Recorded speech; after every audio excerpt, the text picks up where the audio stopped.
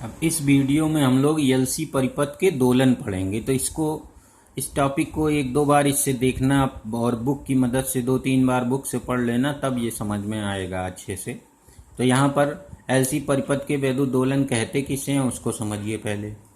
जब किसी आवेशित संधारित्र को नगण्य ओमी प्रतिरोध वाले प्रेरक या प्रेरण कुंडली कह सकते हो में विसर्जित करते हैं तो एलसी परिपथ में प्रत्यावर्ती धारा की भांति धारा बहने लगती है। इसी घटना को एलसी परिपथ के वैद्युत दोलन कहते हैं। तो ये है एलसी परिपथ के वैद्युत दोलन। अब इन दोलनों की व्याख्या इस प्रकार की जा सकती है। तो अब व्याख्या करते हैं। तो देखिए, व्याख्या करने के लिए क्या करते हैं, हम लोग एक चित्र की भांति एक वैद्युत परिपथ तैयार कर लेते हैं। इसमें एक एल, ये सी लगा है और ये एक एल लगा है और ऊपर एक सेल लगा लेते हैं जिसके द्वारा हम लोग इस संधारित्र को पहले आवेशित करेंगे। यहाँ पर एक स्विच लगा है जो और दो टर्मिनल ए और बी बने हुए हैं। तो पहले हम लोग इसमें स्विच एस को यही लिख देंगे। उसमें स्विच एस को अगर लिखने को आए तो स्विच एस को टर्मिनल ए से जोड़ देते हैं, जिससे सेल द्वारा संधारित्र आवेशित हो जाता है। अब सेल की ये वाली प्लेट, बड़ी वाली लाइन पॉजिटिव, ये नेगेटिव, तो सेल का ये वाली प्लेट, इसकी संधारित्र की ये प्लेट पॉजिटिव हो जाएगी और ये प्लेट नेगेटिव हो जाएगी। इस प्रकार संधारित्र पूर्णतः आवेशित हो जाता है। अब यदि पूर्णतः आवेशित होने की दशा में इस संधारित्र में अधिकतम संचित आवेश Q0 हो तो संधारित्र के अंदर वैद्युत क्षेत्र के रूप में, यहाँ वैद्युत क्षेत्र उत्पन्न हो जाता है। धन प्लेट से ऋण प्लेट की ओर तीर बना सकते हैं वैद्युत क्षेत्र के। तो जो भी वैद्युत ऊर्जा सेल ने दी थी वो इस संधारित्र में वैद्युत क्षेत्र के रूप में संचित हो जाती है। और संधारित्र में, आवेशित संधारित्र की जो वैद्युत क्षेत्र के रूप में संचित ऊर्जा होती है वो ½ Q0² बहुत पहले पढ़े थे संधारित्र वाले चैप्टर में होती है। तो इस प्रकार संधारित्र जब पूर्ण आवेशित होता है और उसमें अधिकतम आवेश Q0 होता है तो उसमें संचित वैद्युत ऊर्जा ½ Q0² होती है। अब स्विच एस को टर्मिनल नीचे गिरा देते हैं, यानी टर्मिनल बी से जोड़ देते हैं। तो जैसे ही हम स्विच को टर्मिनल बी से जोड़ते हैं वैसे ही संधारित्र विसर्जित होने लगता है, यानी संधारित्र की जो वैद्युत क्षेत्र के रूप में ऊर्जा थी या उसमें जो संचित आवेश था वो परिपथ में बहता है। तो यहाँ से आवेश चलने लगता है, ये तो उसको कहते हैं संधारित्र का विसर्जन। तो यहाँ पर संधारित्र विसर्जित होने लगता है या विसर्जित करते हैं संधारित्र को। तो अब यहाँ पर समझिए, जब संधारित्र विसर्जित होता है तो वह परिपथ में एक एंटी क्लॉकवाइज वामावर्त दिशा में धारा भेजता है और इस धारा के बहने पर इस प्रेरण कुंडली में या इस प्रेरक में चुंबकीय क्षेत्र उत्पन्न होने लगता है और स्वप्रेरण की घटना होती है जो धारा के बहने का विरोध करता है।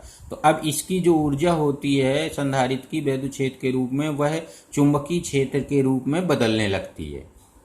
तो पहले इस डायरेक्शन में धारा बहेगी और धारा अचानक ना अधिकतम होकर धीरे धीरे बहती, क्योंकि स्वप्रेरण के कारण कुंडली में जो प्रेरित धारा होती है वो इस धारा का विरोध करती है। तो धारा का विरोध करने के कारण धारा धीरे धीरे बढ़ती है। तो इसमें दिखाया गया है, तो इसमें धारा धीरे धीरे बढ़ेगी और एक थोड़ी देर बाद धारा अधिकतम हो जाएगी। तो ये अधिकतम हो गई धारा। तो इस तरह से धारा अधिकतम हो जाती है, ये लिख भी सकते हो उसमें। अब धारा जब अधिकतम हो जाती है उस समय संधारित्र पूर्ण रूप से विसर्जित हो जाता है और संधारित्र जब पूर्ण रूप से विसर्जित हो जाता है तो उसकी समस्त वैद्युत ऊर्जा चुंबकीय क्षेत्र के रूप में बदल जाती है, यानी स्थानांतरित हो जाती चुंबकीय क्षेत्र में। और चुंबकीय क्षेत्र में किसी प्रेरक कुंडली में यदि अधिकतम धारा I0 हो तो उसमें जो संचित चुंबकीय ऊर्जा होती है वो ½ Li02 होती है। यहाँ पर पहुँच गए हम लोग। तो इस तरह से संधारित्र के पूर्ण विसर्जित हो जाने पर जो संधारित्र में वैद्युत क्षेत्र के रूप में संचित वैद्युत ऊर्जा थी वह चुंबकीय क्षेत्र के रूप में ½ Li02 में बदल जाती। अब चूंकि आवेश संधारित्र पूर्ण विसर्जित हो जाता है इसलिए इसमें कोई आवेश आता है। अब धारा का मान घटता है, तो अचानक नहीं घटता, क्योंकि जैसे ही धारा घटने लगती है वैसे इसमें फिर से स्वप्रेरण की घटना होती है और उस धारा के घटने का ये प्रेरक विरोध करता है, यानी स्वप्रेरण की घटना विरोध करती है और इस कारण थोड़ी देर तक उसी दिशा में धारा बहती रहती है। और उसी दिशा में धारा के बहते रहने पर संधारित्र अब विपरीत दिशा में आवेशित हो जाता है, यानी पहले जो प्लेट धनात्मक थी वो अब ऋणात्मक हो जाती है और जो ऋणात्मक थी वो धनात्मक हो जाती है। तो कहा जाता है संधारित्र विपरीत दिशा में आवेशित हो जाता है, अर्थात जो भी कुंडली की यानी प्रेरक की जो भी चुंबकीय ऊर्जा थी वो फिर से वैद्युत ऊर्जा के रूप में बदल जाती है और संधारित्र के बीच में वैद्युत क्षेत्र के रूप में एकत्र हो जाती है। अब चूंकि ये परिपथ पूर्ण है इसलिए अब संधारित्र तुरंत विसर्जित होता है और अब क्लॉकवाइज दक्षिणावर्त धारा भेजता है। क्लॉकवाइज इस तरफ को धारा ये दिखाई गई है, तो इधर को अब धारा अब विसर्जित होने लगता है पुनः, और अब विपरीत दिशा में धारा भेजता है। तो विपरीत दिशा में धारा पूर्व की भांति पहले बढ़ते हुए बहती है और अधिकतम मान प्राप्त होने के लिए घटते हुए शून्य हो जाती है और फिर संधारित्र पूर्व की भांति आवेशित हो जाता है और फिर से विसर्जित होने लगता है। तो ये कहिए बस हो गया। अब इसमें स्पष्ट है कि धारा पहले शून्य से अधिकतम होती है, फिर अधिकतम से 0 हो जाती है, फिर विपरीत दिशा में अधिकतम होती है और फिर 0 हो जाती है।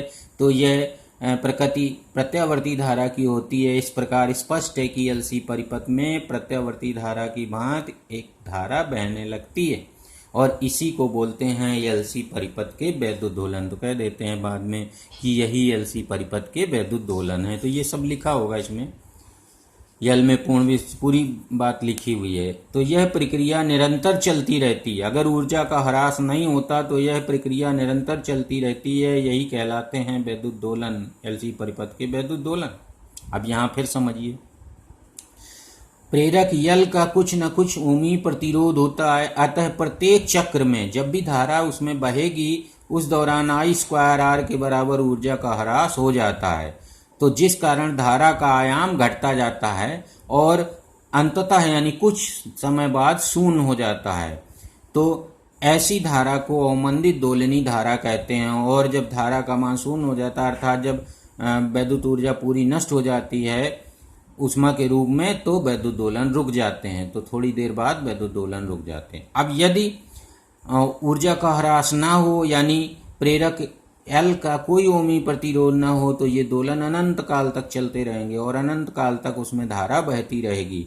तो अनंत काल तक उसमें धारा का आयाम नहीं घटेगा। तो इसमें दो फिगर बनाई जाती हैं, समय t और धारा I के बीच अगर ग्राफ खींचें तो ऊर्जा ह्रास न होने पर ये इस तरह से ग्राफ बनेगा। इसमें आयाम धारा का अधिकतम मान बराबर रहेगा पूरा और ये दोलन अनंत काल तक चलेंगे।